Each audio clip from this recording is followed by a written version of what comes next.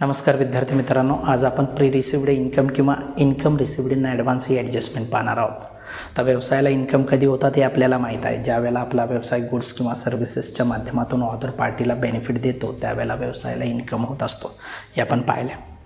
आता या केसमध्ये काय होणार आहे पहा, व्यवसायाने गुड्स किंवा सर्व्हिसेसच्या माध्यमातून अदर पार्टीला बेनिफिट दिलेलं नाही आहे, परंतु अदर पार्टीकडून ॲडव्हान्सच्या फॉर्ममध्ये काय केलेले असतील, पैसे की स्वीकारलेले असतील, तर त्याला आपण प्री रिसिव्ड इन्कम म्हणणार आहोत। तर प्री रिसिव्ड इन्कमची ट्रीटमेंट आपण कशा स्वरूपात करणार आहोत पहा। जर प्री रिसिव्ड इन्कम ॲडजस्टमेंटमध्ये आलेले असतील तर पहिला इफेक्ट प्रॉफिट अँड लॉस अकाउंटच्या क्रेडिट साईडला इन्कममधून आपण काय करणार आहोत, लेस करणार आहोत प्री रिसिव्ड इन्कम, कारण की हे या वर्षासाठीचे करंट इयरसाठीचे इन्कम नाही आहेत, ते नेक्स्ट अकाउंटिंग इयरसाठीचे इन्कम आहेत।